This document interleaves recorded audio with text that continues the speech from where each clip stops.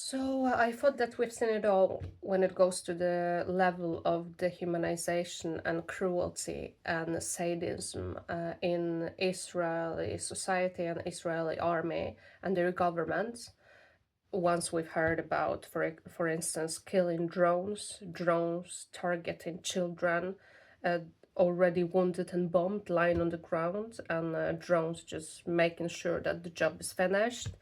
Uh, that absolute worst was to hear about at least one reported case of children being buried alive.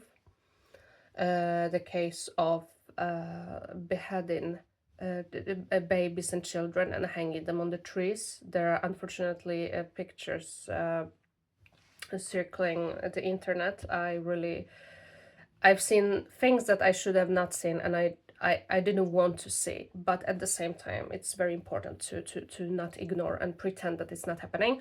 So I would think that that was the worst. Yeah, beheading babies, which actually Hamas was accused of, which turned out to be completely untrue and propaganda. There were absolutely no evidence for that happening, and this was debunked long ago. So yeah, I thought that we've seen it all, the level of cruelty. But here I read a new recent article in a Norwegian newspaper NRK about killing robots, which are basically tanks without crew. And UGV, it stands for unmanned ground vehicle. So yeah, now they don't even have to look their victims in the eyes in order to kill them, or many of them. Imagine how low as a man, as a human, you have to be without balls, without dignity, without honor, without obviously feelings and soul to already target children, but to not be able to look your victim in the eyes when you're killing this victim. That's a huge difference of how fighting and wars were happening in the past, where you had to see your victims, see them straight into their faces. Plus, um, and yes, this is just as one researcher in this article says, senior researcher who works in Oslo and in a research center in Lisbon in Portugal. He says that exactly this is another level of dehumanization of Palestinian people. So what he says is, like, I'll try to translate it. It's very important to underline that Israel's strategy with dehumanization of Palestinian victims and people has many dimensions, and this is the new use of these weapons and these tanks is killing robots is a new dimension, and that's exactly true. But just for me, a man, I know that in IDF there are not only men but also women, but for me, a man who kills children and by the way is not able to look their victims in the eyes, but yeah, kills children is red line that you, once you cross, you're no one to me. But imagine how pathetic, how low, and how insecure such guy is. So I must say that they have Israeli society has very unmanly men in my eyes. Sadistic women, yes, but unmanly men. But yeah, we know they've been brainwashed and conditioned to believe that Palestinian children are terrorists, are enemies. They've been conditioned to that since their childhood. So again, the power of propaganda is scary. But my point is that they should be ashamed of what they're doing. Many are unfortunately not, because as I mentioned, propaganda is the most dangerous weapon that exists. But yeah, we are reading about cases, many cases of or increasing cases of suicides among ex-IDF soldiers or IDF soldiers. And I must say, yeah, it's tragic, but tragic, I think you should, if you're killing children, you should feel bad. You should feel bad for the rest of your life, but we know it's not the case with everyone, because once you're raised to be a sociopath, then it doesn't affect you so much. But it affects apparently some part of them, and yeah, it shouldn't be easy. You should not be easy on yourself and live for the rest of your life happily, blissfully, unaware of what you did and not thinking about what you did. It should haunt you for the rest of your life. But yes, my question to us and the entire world, or rather governments of the entire world, is how many more children have to be slaughtered for someone to do something about it, for sake? Isn't 500,000 children enough? 500,000 children under 5 years of age is not enough. We need more, yes. We needed 500,000 in order to the UN to qualify it, what is going on, as a genocide. So what, we need another 500,000 for it to stop? I'm afraid so. I'm just afraid that I don't know. It's important to not lose hope, but the way it looks right now, like, what more do we need? What other proofs do we need for governments to put a stop on it?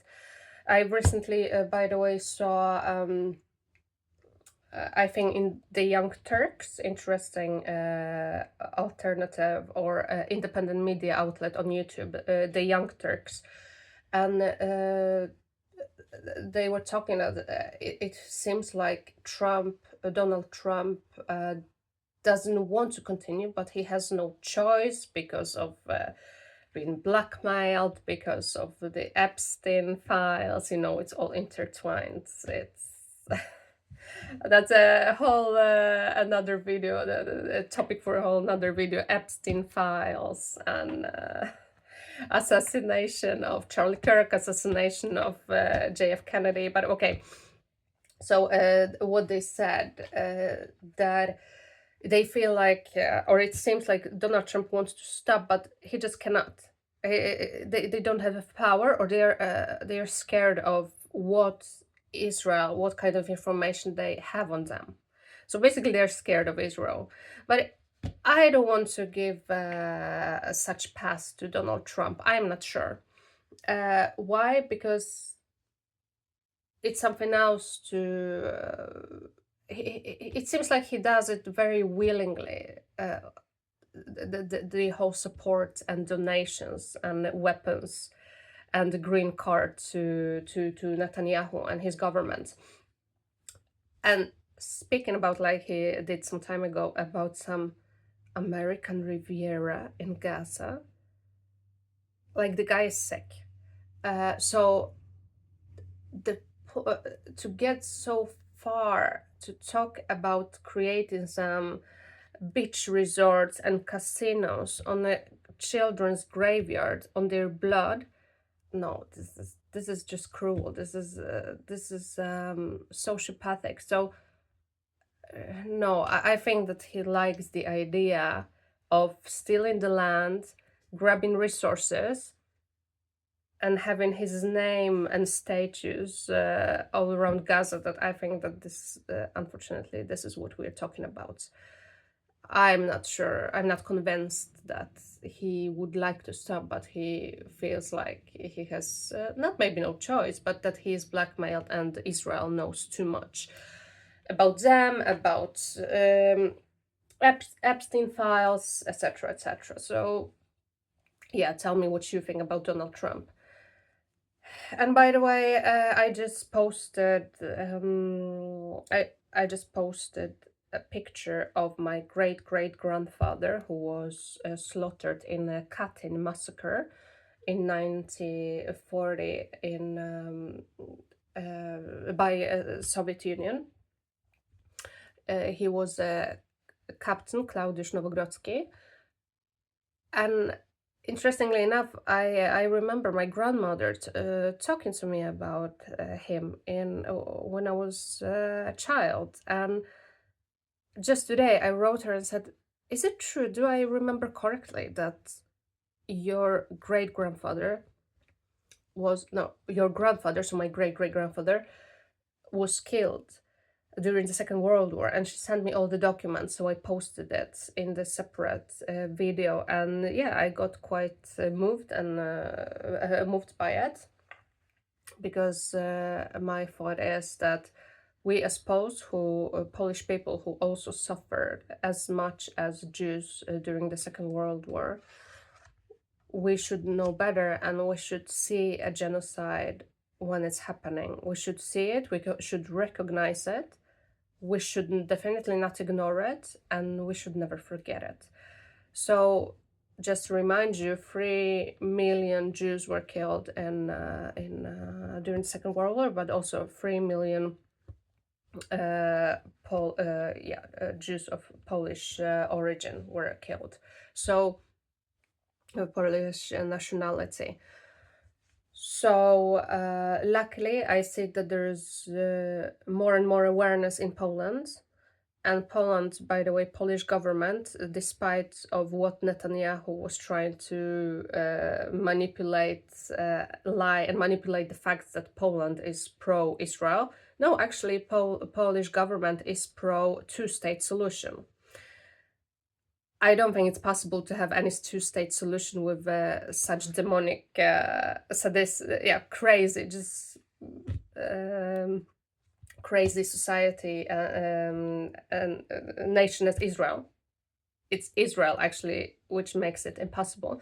But yeah, Polish government stands for two-state solution, and I've seen recently that Polish Minister of Culture wants to boycott Israel or not participate in Eurovision if Israel participates, which is, I know, it's only symbolic. It's not enough. It's but it's a symbol of the state of mind. This is also important. But yeah, and I talked to some of the people I know and some of my friends, and turns out that independent media is doing a good job when it goes to debunking misinformation, because mainstream media in Poland still will be using euphemisms and euphemizing what is going on in Gaza, like they are walking around the bush, when they talk about it, while independent media tell us the truth, or not this pretty version of events and of the story. But yeah.